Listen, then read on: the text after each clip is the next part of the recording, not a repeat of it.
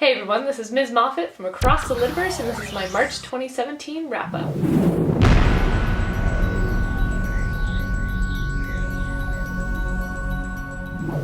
March came in like a sickly, snuffly lion in these parts, but it's leaving like a relaxed, well-read lamb, and I'm alright with that. I didn't quite read as much as I'd hoped to this month. We worked at a local comic convention at the end of March break, and then I'm still trying to figure out the filming schedule for my channel, but you do have to start somewhere though, right? In March I read 4 books, which totaled 1,175 pages, and one of those came from my TBR pile, so yay Moffat! First I read Timeless by Gail Carriger, which is the last book in the Parasol Protectorate series. Alexia Terabody is just settling into her new domestic life among London's high society with her husband, the alpha werewolf Lord Mackin, and her feisty toddler, Prudence. Prudence, like her mother, has inherited a rather odd ability. While Alexia is a preternatural who can cancel out the abilities and immortality of werewolves, vampires, and other supernatural beings, Prudence can actually absorb those abilities. For example, if Prudence were to hug her own father, Lord Mackin would turn back into a mortal, while Prudence would become a baby werewolf. An ancient vampire queen in Egypt catches wind of this unusual child and summons the Mackins to her hive immediately.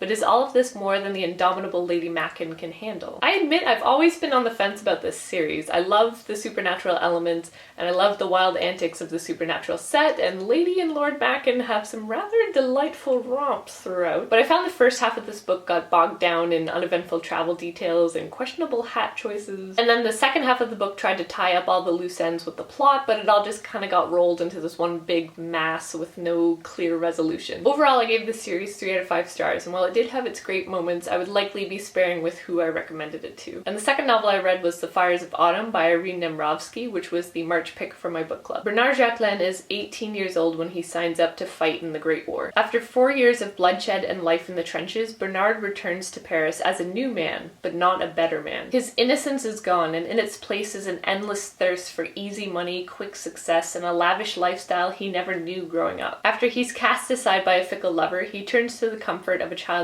friend and vows to live a quiet, middle-class life. But as the Second World War approaches, his life begins to slip apart, and the future of his marriage and of France both look horribly uncertain. I haven't read much fiction focused on the First World War, but I did quite enjoy this book. Nemirovsky's got an unflinching eye for detail, and she explores the psychological scars warfare leaves not only on the soldiers who fight, but also on their families, their lovers, their children, and their society as a whole. It was heartbreaking to see Bernard's disillusionment, first as a young man whose energy and hope is burnt out by the war and is then replaced by a single-minded drive to chase pleasure wherever it might be. And later this disillusionment transforms into his inability to settle into a normal life because he feels as though his entire life has never been his own. Definitely a heavier read, but it gave my book club a lot to talk about despite its rather short length, so overall I gave this book 4 out of 5 stars. And last, I rounded out my month of reading with 2 manga volumes, the first of which was Monthly Girls no Zaki-kun Volume 6. This is a 4-panel series that pokes fun at all the fluffy romantic moments of shoujo, and I love it to bits. This volume didn't make me laugh out loud the way I have with the first 5 volumes, but I am still loyal. And apparently in Japan this volume came with an exclusive figure of Mikurin, and I wish Yen Press had not translated that because now I want it. And then I read volume 7 of Maid-sama, which is a 2-in-1 that contains volumes 13 and 14 of the original series. So much happened in this book, and I'm gonna give you a few spoilers, so brace yourselves if you don't actually want to know. Misaki finally admits her feelings for Usui, and they start dating. Not only that, but Misaki agrees to make their relationship public at school, which is a big step for her considering she's tried to keep her school life and her personal life as separate as possible. But what's up with Usui transferring schools? Why are you doing this to me? So good, and I can't wait for the next volume. I swear I'm an adult. So that was my month of reading, and how did you fare? Please feel free to share your favorite reads from the month below, or perhaps give me a teaser as to what you'll be checking out in April.